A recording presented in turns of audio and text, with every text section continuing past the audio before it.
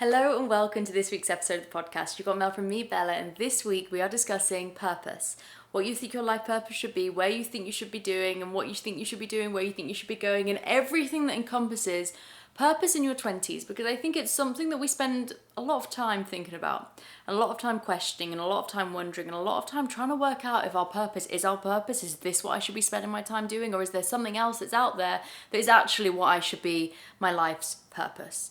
Because so many things in life ultimately come back down to purpose, and it's something that this year I've actually really calibrated myself to think about what my purpose is and how can I make a life that is filled with more of it. Because when you have purpose in your life, you're creating a life that you're really enjoying, and you're creating a life that is meant for you, and you're creating a life that is on the right track for you. And I think what's really important is that to note is that everyone's purpose looks different, and your purpose doesn't always have to be this big, incredible, I want to save the world purpose. It can be something smaller. A purpose is something that makes you feel like your time is being well spent. And that is going to look different to every single person. But I think in our 20s is when we're really starting to question what that purpose could be. And so we're going to discuss it on this week's podcast episode. But before we get into that, I'm going to give you a moment to share this podcast episode with a friend that you think would enjoy it. Because when we have these podcast episodes discussing what our life's purpose is, often it's a thing we're all feeling. Because I see your messages and I see what you write to me and I see the questions, and I think this is something that a lot of us are feeling right now. So I'm going to give you a moment to share this episode with someone that you think will really enjoy it. And then, oh, my headband just came off. This headband is a nightmare. Okay, it all falls off all the time, but it just looks really cute. But before we get on to the content of this week's podcast episode, we're going to discuss a life update, because it's been a big week. And it's actually really weird because I can't move. Because if I move, the mic is going to pick it all up, because we have a new microphone set up. And I'm really hoping you can hear a difference. If you can't hear a difference, please tell me, because this is a lot more effort. And so if there's no difference, then I need to know. But I think there should be. It's a much better microphone than every other mic I've ever used. And so I'm hoping you can hear the difference. I do need to get something to go over the top of it, because I've realised there's a very high-pitched ringing in my flat. Actually, I'm not going to point it out, because then that's all you're going to be able to hear for the entire podcast episode. But it's something that the sound quality of the podcast is something that I've been wanting to improve for so long, but it's kind of expensive. And so I had this mic, but I didn't know how to use it, and I just found it all just very confusing. And so I decided to finally sit down and stop being so daunted by change and actually give myself a moment to work it out. And I've spent 2 hours trying to connect these two things together, and we've done a lot of trial and error, but it has worked, because now the mic's all connected and I feel like it should be so much better, which is really exciting. But anyway, life update for this week. It's been a whirlwind week. It's been very, very busy, but in a good way, and I feel like I finally got my routine down. I can't lie. I feel like I've finally started to find my flow with everything, and it's a really nice feeling, because I've realised I'm a routine person. I like having things that I do every single day and knowing where things fit, because I think I get when there's too many decisions to make, I just end up not making any of them.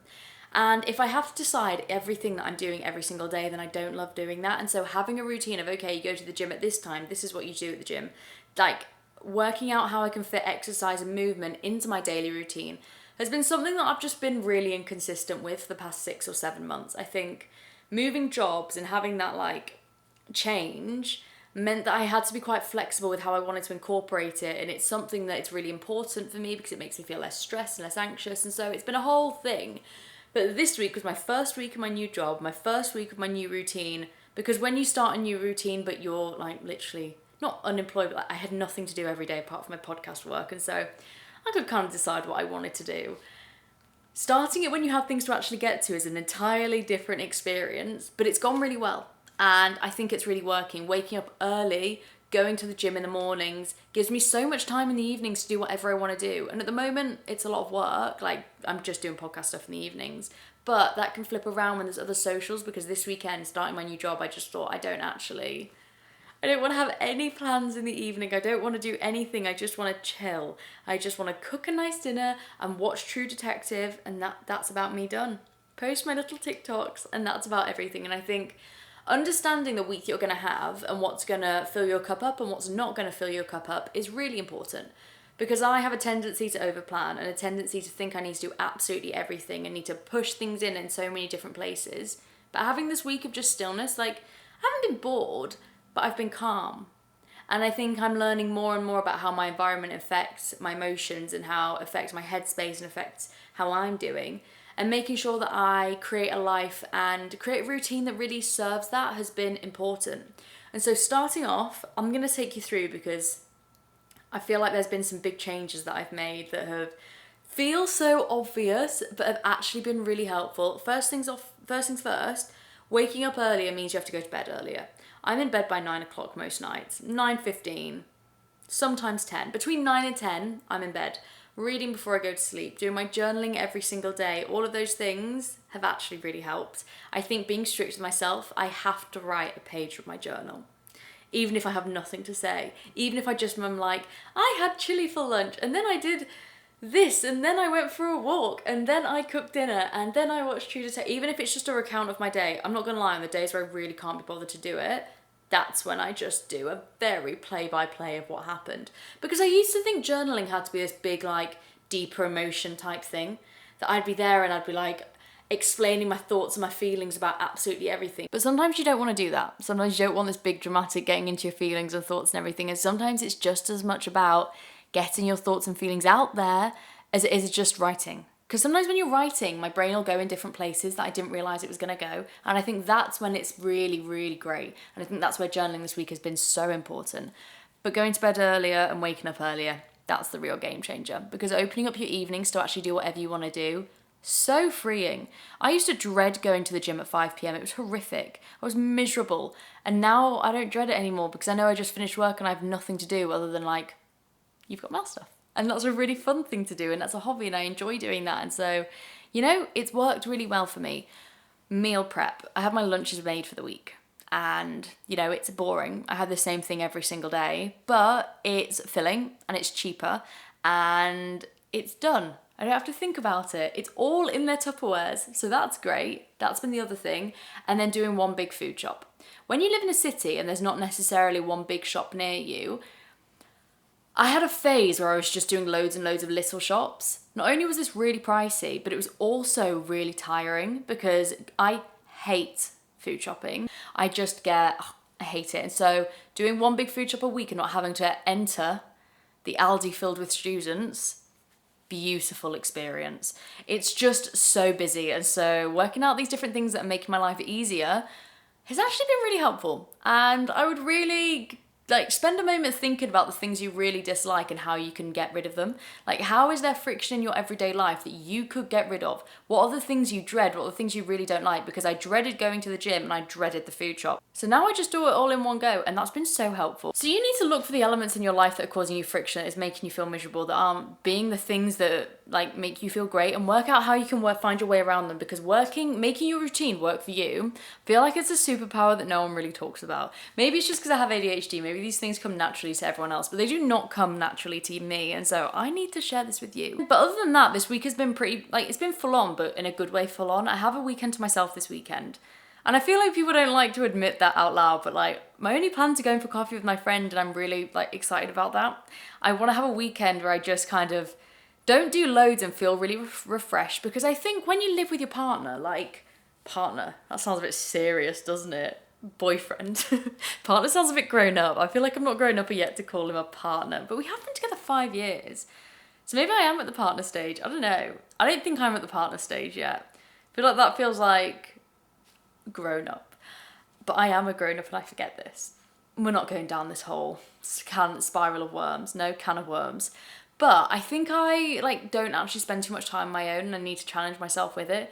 And when I spend time on my own, I just make myself really busy and do jobs, and I need to make that not the case this time. And so I want to go on a long run. I want to go running on Sunday, do 15-kilometer run and do a food shop. Sounds boring, but I know it'll set me up for the week. And I also know I haven't really been into running recently, and it makes me feel better. And so I'm going to go and do that. Tomorrow I'm meeting a friend for a coffee, and that'll be lovely. And then I'm just going to potter. I just want to have a weekend of pottering, and I think that's really nice. I think I'll feel so relaxed afterwards. And I've got a nice amount of activities every single day to mean I'm not bored, because that is the fine line. I don't want to start watching TV at 12 and just have a movie marathon, because I actually feel very bored by 6 p.m. And so I'm very excited just to have a moment. But anyway, onto the content part of this week's podcast episode, because this week we are discussing purpose, finding your life's purpose, and working out what you want to do and spend your time doing, because it's something that We spend a lot of time thinking about in our 20s, and it's something that I think I've been considering much more this year than any other year before. And it's something that kind of keeps coming up in different things, and so I felt like we should chat about it, because I think a lot of people, I think September rolls around and it feels like everyone's going back to uni, and like this kind of like next chapter starts where we're meant to have our new idea about who we want to be. I never feel like my new identity comes in the new year. I don't feel like it's like January, I feel like it's September. I think that becomes the part where I'm like, okay, what do we want to do? Where do we want to go? Who do we want to be? And I think it's whether that summer energy, after we've had the summer and it feels really great and fun and carefree, all of a sudden we're like, right now, I've got to do it. I've got to do the things I want to do. I've got to be focused and know where I'm going. And there seems to be this like sense of not panic, but like urgency, I guess. I think urgency is the right word, of what do I want to do and who do I want to be and where do I want to go? And I'll be honest, I've never been one of these people who knew exactly what they wanted to do with their life. That's never been me. I didn't wake up when I was a kid, I said I wanted to be a I think I wanted to be a pediatrician. That's what I said. Do you know why I said it? Because it sounded impressive. Did I want to do it? I think I'd have been good at it and I think I'd have enjoyed it, but like it wasn't really a goal. I didn't sit there and think, no, this is what I want to do. This lights me up inside. I sat there, and this is bad, but I'll say it. I sat there and thought, what sounds impressive? That sounds impressive. So I'm going to do that. And I think I've been always so obsessed with how people perceived what I was doing that I didn't used to pay too much attention to like I actually felt about what I was doing. And that's done a whole 180 this year. I don't think that could have been any more different. But it's interesting to think about the things that we wanted to do as kids, because, you know, I have friends who have known what they wanted to do from such a young age. From literally the day they were born, it feels like they have known what they wanted to do, and or at least known the industry they wanted to be in, or know the field that they feel like they're meant to be in. And it's just, you know, being surrounded by people like that is really inspiring to see everything they're achieving. But I'd be lying if I didn't say that there was a small part, especially whilst I've been growing up, that didn't feel a bit jealous. Because like they knew exactly what they wanted to do, they knew who they wanted to be, they knew who they were. And they knew what they were going to use their life for. And even if they didn't know exactly where it was going to end up, they knew where it could end up. You know, I feel like when I was thinking like, what could I do? I was literally just like looking around the landscape of my life thinking there must be a sign. There must be something in this that can tell me what my life should be. And then all of these other people just be like these blinders on about this one thing they've always wanted to do. And I think, you know, we can spend a lot of time comparing ourselves to how different people find out their purpose. And I think I've spent so much time obsessing over what my purpose could be. And I think there is this fear when you don't know exactly what it's going to be, when you don't know what it could be, that you're going to pick the wrong thing.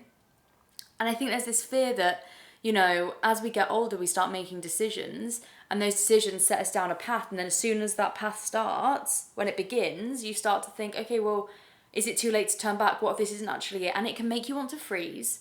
And I think that's the thing about your purpose, is that in an attempt to try and find it and want it so badly, it can end up making us feel so much more insecure about trying anything.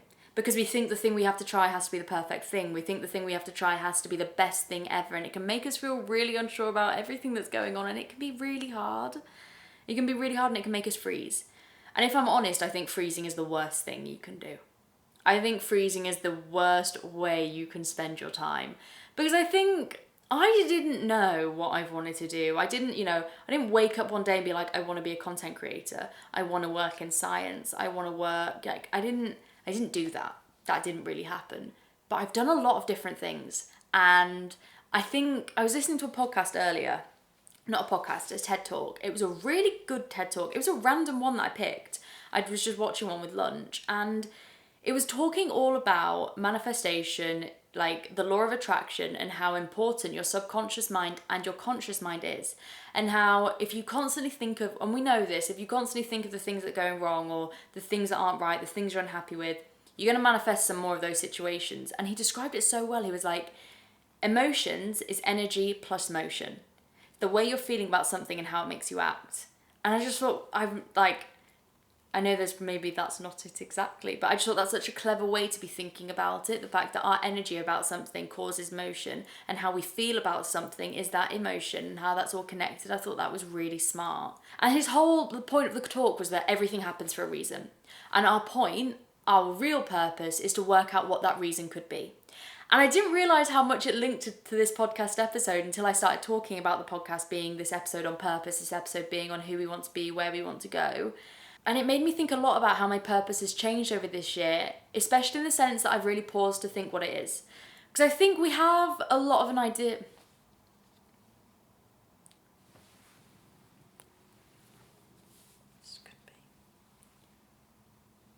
Because I think a lot of us are scared to try things. A lot of us are scared to think, where could this go? A lot of us are scared to think how this could turn out. But the truth is that life is happening anyway. Okay, your life is happening to you. My life is happening to me. And there was about a month where I did freeze, where I didn't know what I was going to do, and I just felt like it was better I did nothing because I was so scared of getting myself into something and that would not being the right thing. And that I found that so terrifying, the thought that I'd get into something bad and I wouldn't be happy and it would all go wrong and blah, blah, blah, blah, blah, blah. I just thought that would be such a terrible scenario to be in that I didn't want to do anything. I just wanted to take a step back and think, you know what, I'm just going to coast for a moment. But the truth is, you can't work out what you want to do if you're not doing anything to find out. Because the thing is, you can't work out your purpose unless you're trying different things. And I think when you don't know what you're going to do, you have to be open to the idea that you're going to try things and it's not going to be the right thing. And that's okay. You're going to try things and it's going to be wrong. You're going to try things, you're going to hate it. You're going to try things and think, what am I doing here? But when you're doing those things, I promise you, there are going to be elements of it that you enjoy, or you're going to learn a lesson from it. And this is what the TED Talk was saying, is that everything in life happens for a reason. Everything in life happens because it's trying to teach us something. We need to work out, and our real purpose here is to work out, what is that reason? What am I being taught here? Why am I feeling this way about a certain thing? And I think it's really interesting when you think about why things happen in a certain way, because we can't control the trajectory that things happen. We can't really control what happens. We can just try our best, put in the most effort we can to try and get ourselves into a situation that we really want. But we can't control the timeline that actually happens on. And so understanding that and thinking more and more about why has this happened now and what is that trying to teach me? I think that's been a really helpful way of me thinking more about what my purpose could be. Because the more things you try, the more ways you put yourself out there, the more ways you think about who you want to be, and you just try new things. It's almost like you're throwing in and you're trying to hook a duck. And the more goes you have is the more you throwing in your little hook. And you keep going, and you keep going, and you're going to miss a few times, okay? And you're going to pick up one and it's not going to have a good prize, you're going to put it back. And you're going to pick up one, you're going to think, oh, maybe this is it, and you're going to put it back. But every now and again, you are going to get a duck and it's going to be the golden prize where you think, oh my God, I love this. This is something that I really enjoy. This is me. And you're going to learn that. And you're going to start doing that more and more and more and more. And I described it in this week's Substack letter like a snowball, okay? When you start doing things that bring you joy, when you start doing things that make you feel happy, even if it's just a bit happy, even if it makes no sense to anyone else, okay? Starting up and recording a podcast with absolutely no listeners, with no experience in journalism and just a blind faith that I could chat makes no sense to anyone. But I did it. And it didn't work out for ages. I just really enjoyed it, but I knew it brought me joy. And I just had a feeling that I was like, this is something I can do. I know I can do this. And I just kept going and kept going and kept going and kept going. And now look where we are. And I think this is the thing with like manifestation and opportunities and the life that you create, is it snowballs. Because like attracts like and positive attracts positive, and opportunities start to flow. And all of a sudden, the snowball is going so much faster than you ever thought possible. And I think when you don't know what your purpose is going to be, when you don't have this clear direction on what your life can be, it can feel really daunting. And I think we can often freeze in those moments because we don't know where our life's going. We don't know how it's going to end up, where we want it to end up. And so my biggest tip of advice is just start doing something. Do anything. Even if you don't think it's the right thing, do something. Because you can always stop doing it. But right now you're doing nothing. And I think you can always go back to doing nothing. If you do something, you're going to learn something about yourself. Even if it's that you don't like doing that. At least then you're going to have more of an answer. At least then you're going to know that that's not really for you. I don't want a career in that. This isn't for me. But I know it's daunting putting yourself out there. And I think this is the worst part, is when you're not really sure what your purpose is. You have to kind of realise you're going to have to get okay with failing at a few things. Because to find out what your purpose is, you're going to have to put effort into search. You're going to have to put effort in to get to where you want to get to. You're going to have to put effort in to work out what it's going to be. It's like you've lost something in a room, okay? If you just sit on the sofa and don't spend any time looking, you're not going to find it. It's not going to magically come to you. That's not how manifestation works. It's not how law of attraction, it's not how any of that works. I think that's the biggest misconception. The reason I feel passionately about this is because I was checking I have loads of different phone backgrounds, and one of them was a mood board I made at the beginning of the year. Not gonna lie, I didn't really think anything else of it. I kind of made it and then it wasn't that cute, so I just kind of changed it. Anyway, didn't change, went back onto it today accidentally in the gym. And I was just looking at it and I was like, oh, I achieved that, and I did that, and I did that, and I did that, and I did that. And I started to think this is strange. This is weird. This is weirdly connected. And I think this is why people can get really scared and they don't have a purpose, because how can I manifest anything I want? How is it all going to work out? But the thing is, you've got to start just trialing and erroring. You've got to start being prepared to get things wrong. You've got to start working out who you could be in this world by trialing out. And the thing is, you've got to imagine you have this metal detector. And you're walking around, and sometimes you're going to come near something that's going to go beep, beep, beep, beep, beep, beep, beep, beep. And that is going to be something you're going to come back to. That is going to be something that's of importance. That's going to be something that you try and search for again and again and again.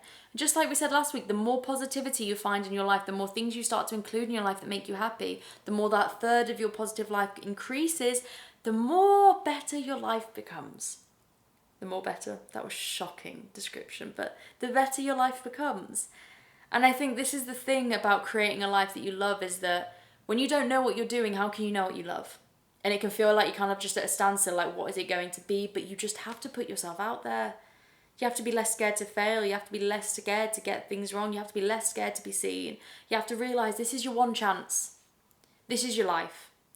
And I think we have this lifetime, and it's going to be filled with hundreds of, thousands of mini lifetimes in it, and hundreds of forks in the road, and loads and loads and loads of decisions that we're going to make where we're going to feel daunted by it, but that is life. Because I think when you start taking the first few steps, those initial steps are shaky. You don't know where you're going. You don't know who you want to be. You don't know where your life could end up. But all of a sudden, as you start to find more confidence in that feeling of knowing that something is right for you. I know when something is right for me. I know it. In a second. I know my gut feeling. I know when something is intuitively meant for me. I know when something is aligned and when something isn't aligned. When something doesn't bring you peace, it's not aligned. And you cannot find peace in something that's not meant for you. And if something repeatedly keeps coming back and back and time again, that probably indicates that it's not right. You know, there's been many things that have happened in my life where I haven't been able to find peace in it. I felt consistent, so anxious all of the time, so unsure of who I was, just felt so that this isn't right. And a lot of the time in my life, I've left those things and found so much peace elsewhere because that thing wasn't meant for me. And as soon as I've left that thing, everything has started to fall into place because my life has become something that I really love. My life has become something great because I gave it the space to allow things to figure themselves out, because I left the thing that wasn't right. And I think when we do not have a purpose and we're having to spend time working out, that can be the most daunting thing. But like I said, you take those first few steps. And at first they're shaky. You don't know how it feels, but you intuitively know it's right. Then all of a sudden, this path that you've been walking down feels like it's the path walking home.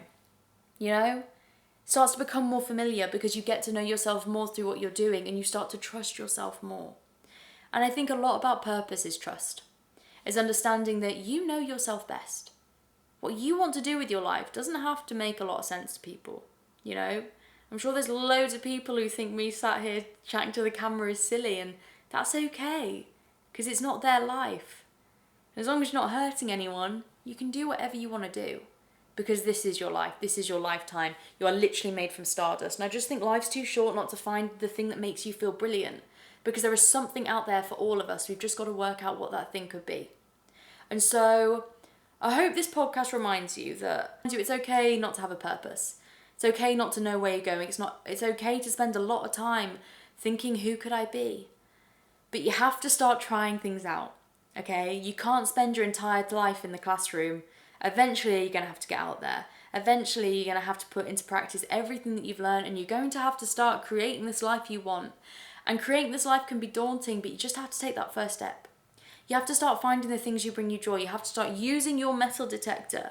And the more things you find, the more beeps you hear, you start to link them together and you start creating the life you want. And then all of a sudden, these things that bring you joy become your purpose. Because you think, hey, that makes me feel great when I do that. I'm actually really naturally good at that. That comes really easily to me, but it doesn't actually to everyone else. I'm going to do that. This is something I feel loads of fun doing. This isn't something that drains me. And you include those more and more in your life. And all of a sudden, your purpose kind of comes out of nowhere. Because did I think this would be my purpose? I didn't know. But you just start to take a few steps, and then all of a sudden things link together, and then all of a sudden you've created a life that you're really happy in. And so I just hope that you do spend time allowing yourself the grace to fail, allowing yourself the grace to work things out, allowing yourself the grace to think, where could my life be? And in doing that, in giving yourself the space to figure things out, and thinking, what do I want to do? Understanding that if you don't feel peace in something, it's probably because it's not meant for you. You know? If something isn't making you feel great, you've got to think, like, what is the reason here? What is the sign? What is the deeper meaning? Because there is a deeper meaning in everything. And I think as soon as we start to ask those questions, as soon as we start to think on a kind of bigger scale of, what do I want my life to look like? Why is this making me feel a certain way? We start to get those answers that we've been questioning all along. Because deep down, I think this a lot. Deep down, we know ourselves best. You know your purpose. You just don't know what it is yet. But you know the things that bring you joy. You know the things you're naturally good at. You know your gift you bring to the world. I think that's how we should think of purpose. What is the special thing about you that you bring to the world? What is special about you? And don't sit there and say nothing, okay? You're from stardust. That in itself is a miracle. Do you know the chances of me and you being here right now and you listening to me talk? What are the chances? Like, just actually think about the Big Bang and the whole world coming into play, and look at every single thing around us. All of the things around you that you're looking at right now were created because someone thought outside of something that was known. A chair wasn't a chair until it was a chair. People hadn't thought that a chair could be a thing until someone thought out of the box that a chair could be a thing. We all have something to bring to the world, and I think everything being different around us is testament to that. Because look how many different people brought something different to the world around us. And okay, you might not bring the new TV or you might not bring a new TV or, a very cute strawberry cushion. But there's something in you that's brilliant. And I think that is something to remember. I'm nervous to edit this. What if the sound isn't right or it's just not right? Anyway, we can't go into that. But yeah, I hope this episode gives you hope. If you don't know what your purpose is, you find it. You've got to spend time finding it, and I think that's what's really exciting. And so send this to someone who is struggling to know what their purpose is at the moment. Because when you pursue the best version of who you are, when you pursue the best version of who you could be, you find the things that bring you joy along the way, and all of a sudden, like a metal detector, you start to connect those beats, and all of a sudden your purpose isn't so hidden anymore. And I think if you're struggling to know what the purpose is, this method helps, because it's what I've done the entire year, and now I'm in a position in my life that I honestly didn't think I'd ever be in. And so it's possible. And I mean that not in the sense of like every goal ever, but I'm filling my life with things that make me feel happy. And I think that's something that not a lot of us do. And so anyway, on to the question part of this week's podcast episode. And if you don't know, if you follow me on Instagram, I open a question box up and you can send in your questions there. So let's look at them for this week. First question, how have you been? I've actually been really good. I actually think I'm in the most positive place I've been in, and it doesn't mean I don't have down days. I felt very sad yesterday for no reason whatsoever. But I actually think that, things are falling into place and it's a lot of change at the moment, but it's good change. It's positive change. And I think I just know I'm on the right track. I can't describe it. I just know. It's that intuitive feeling that I was telling you guys about. You just know when you know, and I know, and it's a nice feeling. Feels good. Next question. Dating in the digital age. I think this is more a topic than a question, but I think dating is just hard, and I kind of feel like I'm not the best person to speak on dating in the digital age, because I've never used an online dating app. I've never used one. Like my ex, I met him at school, and Louis I met in a pub.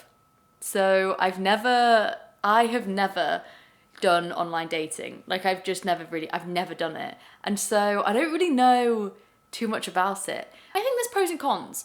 Pro, it's way easier to meet someone. It's actually quite hard to meet people if you're not in the right social circles and you don't mix, or it's tricky.